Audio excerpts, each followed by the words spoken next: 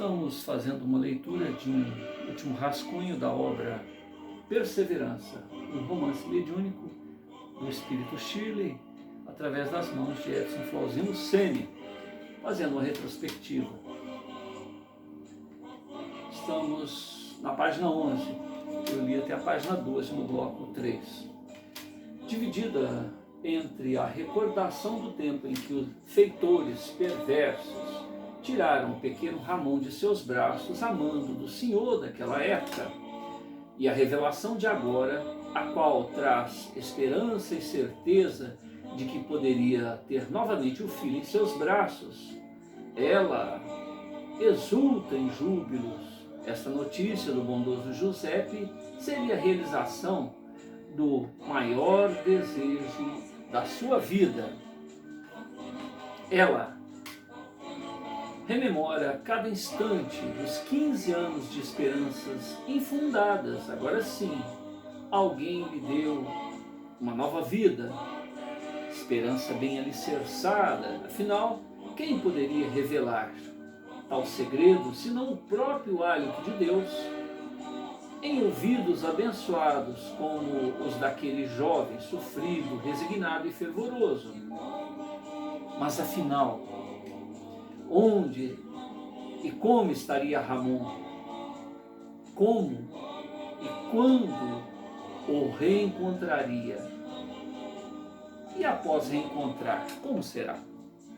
Incontida pela saudade, diante da possibilidade de rever o filho, que há 5 lustros não tem qualquer informação, e ainda sob o impacto do trauma decorrente da maneira com que seu bebê foi arrancado dos braços, faz com que Crustácea rompa suas restrições e suplique: Giuseppe, ó Giuseppe, meu filho, por misericórdia, se você sabe mesmo, diga-me, por caridade, onde está o meu Ramon?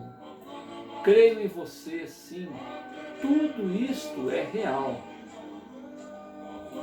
Surpreso com a confiança da boa senhora e ao mesmo tempo ciente da responsabilidade pela esperança que despertou no coração dela, Giuseppe comenta: Crustácea, minha querida irmã, vamos devagar, a coisa não é tão fluida como você pensa. Na verdade, eu vi o seu filho hoje, agora, enquanto conversávamos, portanto, não se apavore. Ele vive, isto é o importante. Quanto ao dizer quando e onde encontrá-lo, isso pertence somente a Deus. Quem sabe será mais rápido do que imaginamos. Ainda um pouco abalada, mas um tanto mais conformada, Crustácea balança a cabeça afirmativamente, concordando com a explicação. Esforça-se por recuperar a calma ante a surpresa e júbilo da informação, cujo desdobramento ainda está por acontecer. Então ela afirma: sim, Giuseppe, eu sei, as coisas divinas demoram sempre um pouco mais para dar a sua resposta. Após o chá, cada qual se desloca para outras dependências da casa. E foi nesse ponto que eu parei no bloco 3, já publicado no YouTube. Norma é abordada por outros familiares e, como era de se esperar, enfadosamente ela expõe as suas conjecturas inconvenientes durante todo aquele dia. Norma não terá outra coisa a dizer se não falar do desequilíbrio do seu pobre sobrinho. Diná, por sua vez, questiona a Crustácea sobre o paradeiro do irmão e dela recebe a informação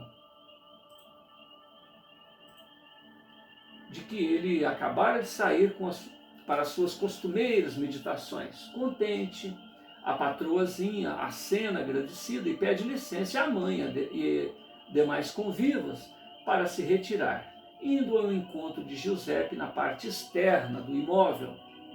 E não muito longe dali, Diná se surpreende ao vê-lo falando com alguns animais e saudando as árvores próximas.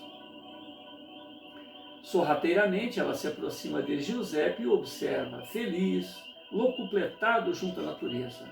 Jocosamente ela dá a ele um leve susto, ao que ele se volta, sorridente, e fala: olá, querida mana, venha, mas devagar. Não faça barulho, porque elas ainda estão dormindo, referindo-se a plantas daquele ambiente. E embevecido aponta para humílimas plantas por ali existentes. Ele as apresenta uma a uma e diz do que elas pensam e lhe falam, o que em parte era contestado por Diná, que termina por encorajá-lo na missão que ele dizia ter se proposto a realizar enquanto na Terra.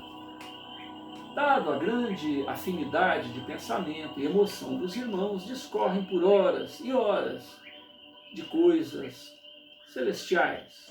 Às vezes, Diná alerta o irmão a respeito de sua mocidade e diz acreditar que ele deveria aproveitá-la. Ele agradece os conselhos, mas os declina, visto sua consciência e disposição em resgatar os equívocos do passado. Dizia ele, Diná: eu vim aqui neste mundo não para gozar as delícias e as maravilhas que ele tem, mas para servir ao Mestre Jesus.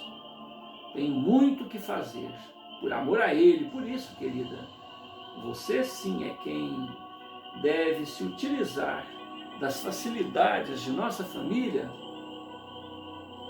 Emocionados, eles se abraçam efusivamente.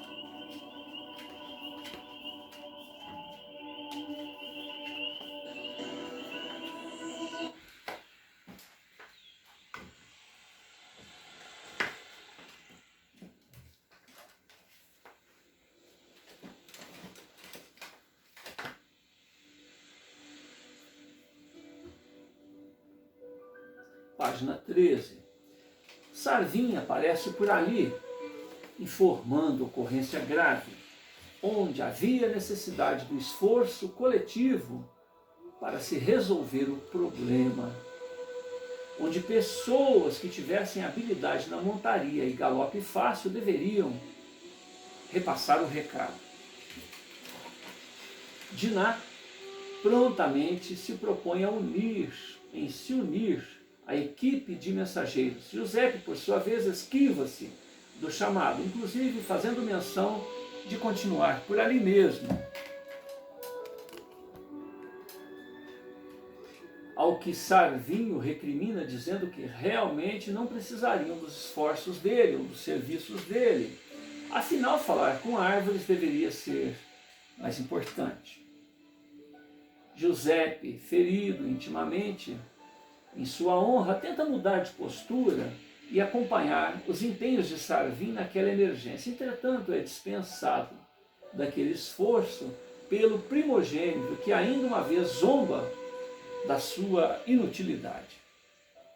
Diante desta recusa, Giuseppe, ainda na frente dos irmãos, marcha em direção a uma das árvores e a abraça, dizendo: querida irmã, só vocês sabem me compreender. Ocorre que não muito longe dali um fogaréu se iniciou na mata e tal incêndio havia atingido grandes proporções, destruindo bem-sucedidas plantações, o que gerou perturbação e desordem na região. Como se isso não bastasse, alguns vadios se aproveitavam do tumulto para roubar parte do rebanho e outros bens. A confusão se fazia cada vez maior, até que, com grande coragem das partes reunidas, conseguiram vencer os obstáculos e até prender os vadios, aproveitadores. Os moradores da região celebram o término do fatídico. O perigo for afastado após a árdua disputa com o fogo e com os salteadores. Entre brados de vitória, os partícipes retornam aos seus lares. Alguns jovens incontidos, mostrando seu destemor, virilidade, audácia, deflagram suas armas de fogo para o alto, em comemoração. No lar de Giuseppe, Diná, Sarvin e seus pais, Dona Felina e Sr. Manuel Mansol, também havia comemoração pelo êxito na empreitada e no encerramento do sinistro. O protagonista de nossa narração, Giuseppe, tenta se aproximar daquele ambiente festivo, porém a sua posição se complicou junto deles, uma vez que, além de lunático, se mostrou um omisso, inútil, um covarde. Crustáceo e Diná, bem que tentaram os bastidores eliminar este conceito negativo imputado pelos familiares ao Giuseppe, porém Crustácea foi lembrada de que seu lugar é aos fundos na cozinha. E Giuseppe não tinha argumentos a si mesmo que pudessem justificar sua falta de interesse em um problema que estava afetando a todos e que teria afetado muito mais sem o esforço em que a coletividade se envolveu, com exceção dele.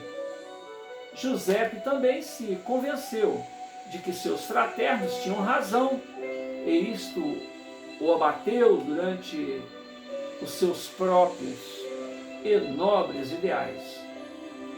Diná tenta reanimar Giuseppe a continuar a sua missão de paz, missão que pode ser mais importante do que a de todos naquela casa, ao que Giuseppe, envergonhado, redargue.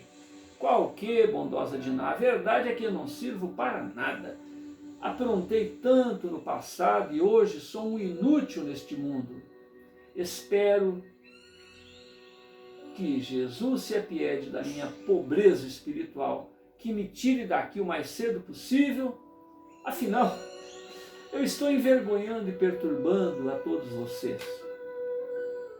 Diná redobra esforços para encorajar o Giuseppe, momento em que o senhor Manuel Mansol ali aparece, enaltecendo a bravura e presteza de Sarvinho, seu primogênito, e ainda faz comentários pesarosos e depreciativos quanto às atitudes lamentáveis de Giuseppe, uma vez que ele se postou como um inútil. Comentário este que é imediatamente repreendido pela Diná. Mas, papai, é necessário dar tempo para que Giuseppe se encontre. Logo ficará bom e poderá mostrar seu valor e deixar o seu legado junto a todos nós. Ao ouvir essas considerações de Diná, o senhor Manuel Mansol se limita a externar um sorriso sarcástico e comentar: quem sabe ele ainda se supere, faça a diferença e nos surpreenda. Dito isto, o senhor Manuel Mansol se retira da presença dos filhos, ainda com um sorriso irônico, pensativo quanto ao ponto de vista de sua amada filha. Mais à frente ele sacode a cabeça como a expulsar tais conjecturas e diz para consigo próprio: Giuseppe igual a Sarvin? Qual que? É muita diferença. A mãe dos adolescentes, Dona Felina, estava à frente do espelho, admirando o próprio corpo e também refletia a respeito dos acontecimentos do dia.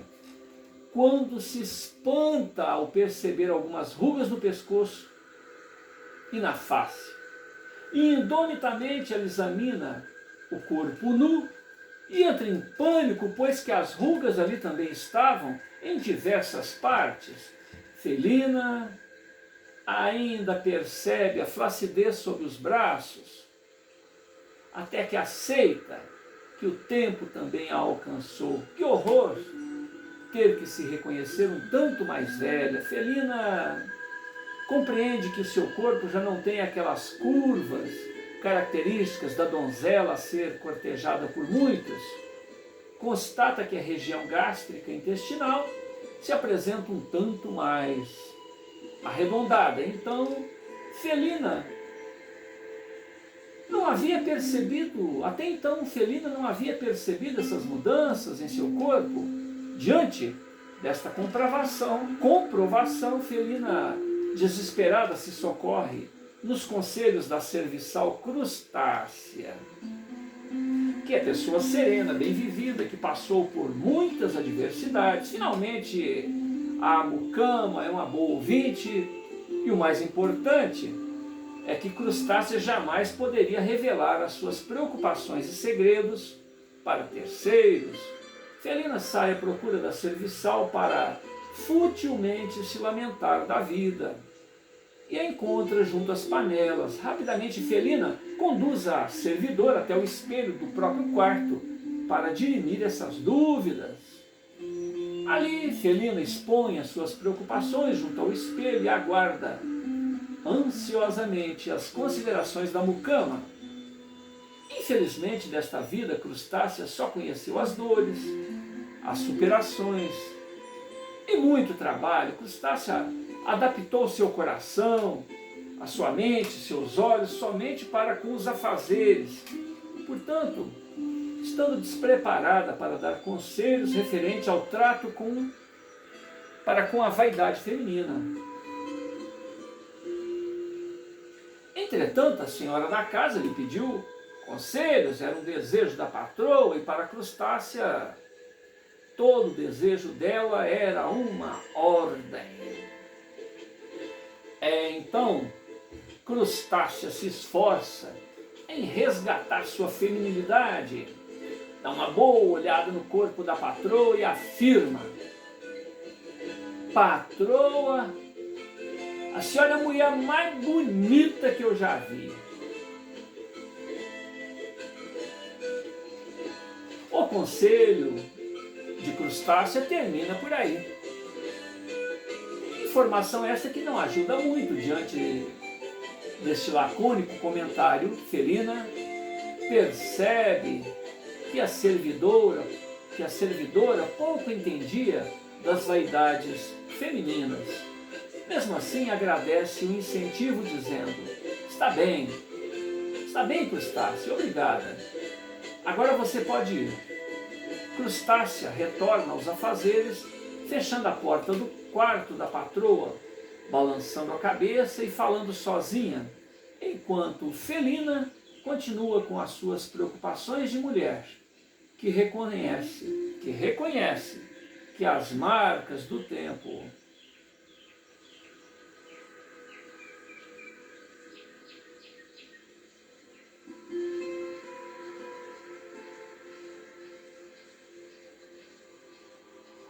Crustácia retorna aos afazeres, fechando a porta do quarto da patroa, balançando a cabeça e falando sozinha, enquanto Felina continua com suas preocupações de mulher que reconhece as marcas do tempo no próprio corpo.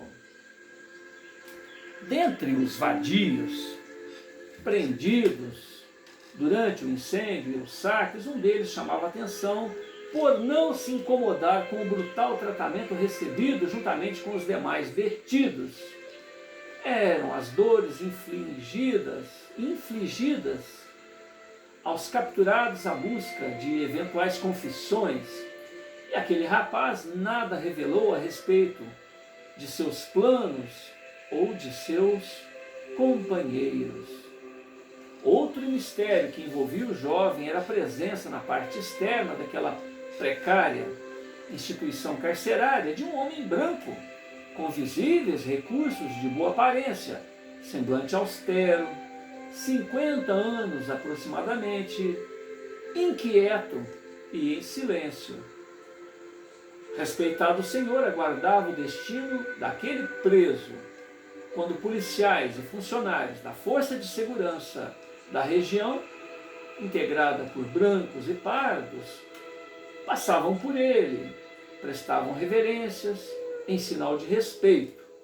Momento em que o senhor Manuel Mansol chega numa carruagem e a estaciona em frente à casa de detenção, recebendo em seu veículo de tração animal o referido senhor, que já o aguardava. Em seguida, os dois partem para outro lugarejo em diligências para obterem maiores informações. Na casa do senhor Manuel Mansol estava o Giuseppe, abatido e confuso, após receber a pecha de inutilidade e declarado desprezo do próprio genitor, que afinal ele tinha razão. Conclui Giuseppe que se reconhece a vergonha. Concluiu Giuseppe. Peraí, só um minutinho.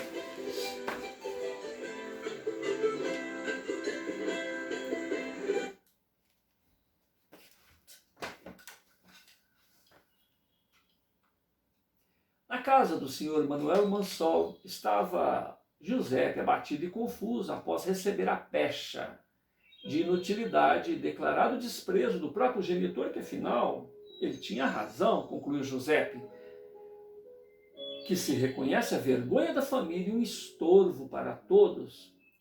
Não bastassem seus compromissos anteriores, ele, ao invés de somar, desagrega a paz entre os convivas. Então ele resolveu abandonar o seu ideal.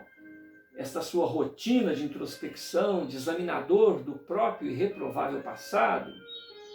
Não sabia como se alcançaria tal objetivo, mas certamente se esforçaria em viver como uma pessoa comum, visando aliviar a carga que ele impõe sobre a sua família.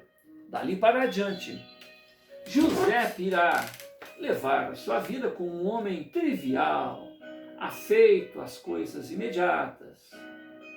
Ele assim o resolveu e comunica esta sua decisão para a irmã Diná, que o conhecia profundamente em suas nobres intenções. Então ela com redargue: querido mano, onde está o seu juízo de valores, onde está a sua fé em Deus? Não reconhece que o seu destino é outro? Não percebe que as pessoas, de modo geral, já precisam e que precisarão muito mais de você? Oh, não, querido mano, você sequer deve cogitar em abandonar os dons que lhe foram agraciados pela providência divina. Diná pede ao Giuseppe que pense mais demoradamente no assunto, ao que Giuseppe está irredutível, até que Diná, suavemente, cerra-lhe os lábios e o repreende. Cala-te, não fale mais nada, peça perdão a Deus, esqueça tudo o que você disse, nem pense mais nisso.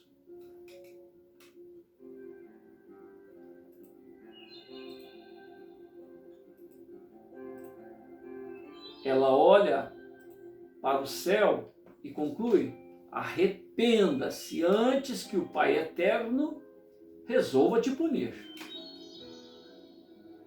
Giuseppe abaixa a cabeça e se rende diante dos seguros argumentos da Diná, que o abraça e é retribuída. Assim, eles permanecem entre lágrimas até que um clima de dever cumprido e paz legítima os alcança. Os alcançam.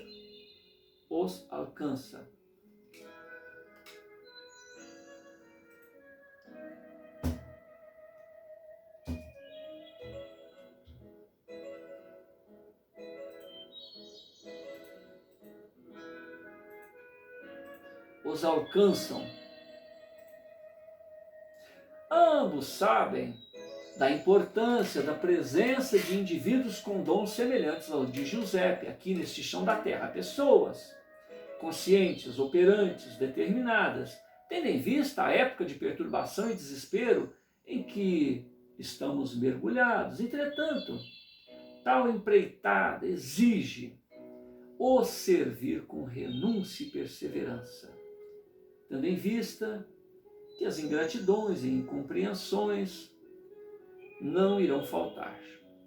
Os filhos do século, irmãos de jornada carnal, em sua grande maioria observam a rotina da vida com extrema ou extremada superficialidade. Giuseppe Anui, é verdade, tudo que você me disse, mana. Desculpe o desgaste que lhe causei. Estou muito grato por me despertar,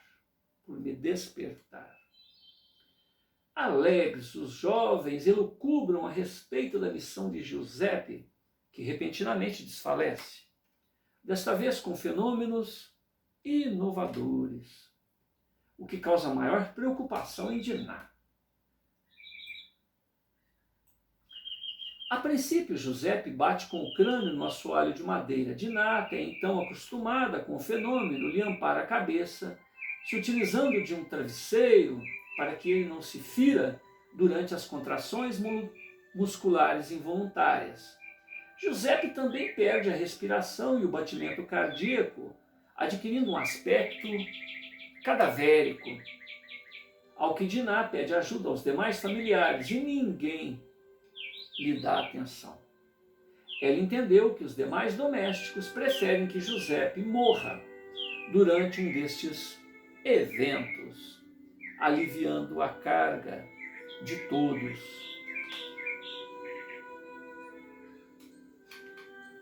Diná continua nos cuidados com o irmão e observa que a epiderme dele se modifica da cor branca para a negra, o que lhe causa maior espanto, pois que isto nunca ocorrera até então. Diná reafirma o pedido de socorro, no que é novamente ignorada. Ela receia que Giuseppe tenha se ferido gravemente com a queda. Tenta levantá-lo, mas suas forças são insuficientes. Resta-lhe aconchegá-lo ao colo e, nesta oportunidade, ouve o Giuseppe falando numa língua estranha ao que ela entendeu como irmãos em Deus, seguido da palavra paz. Diante do ocorrido, ela percebe que está tudo bem com o irmão, que ela foi surpreendida com mais uma característica do dom que ele recebeu de Deus. Ela fica em dúvida se continua aquele diálogo com o mensageiro do Eterno ou com o irmão livre das limitações do seu corpo frágil. Ela resolve aguardar os acontecimentos. E o tempo parece ter congelado entre Diná e seu irmão. Inquieta diante do silêncio daquele tempo,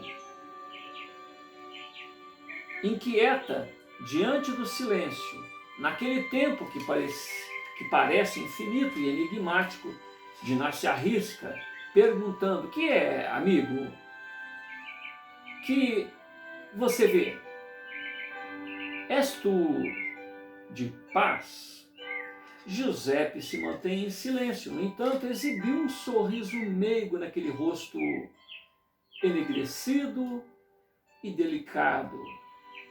Sorriso este que ela não sabia se era a resposta do ser divino a informar que estava tudo bem ou se era uma reação fisiológica do próprio irmão. Então ela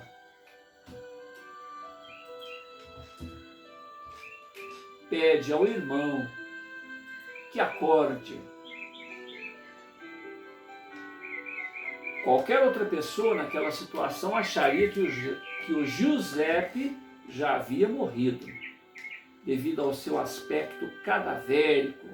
Mas diante do acontecido, Diná se recompõe. Ato contínuo, ela observa que Giuseppe recobra a tez rósea em seu rosto delicado e meiguice, em seu rosto delicado e a meiguice que o caracteriza.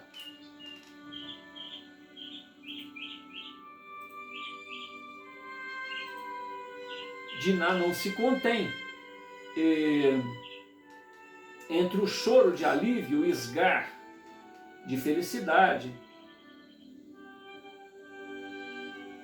passa a insistir com Giuseppe para que retorne ao seu corpo físico. Ela diz: Giuseppe, querido irmão, por favor, acorde.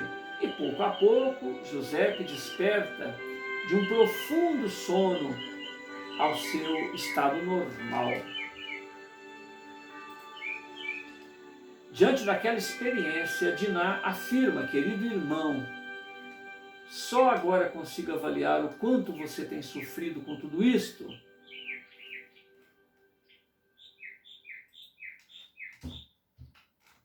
Perdoe-me pelas vezes em que critiquei seu comportamento.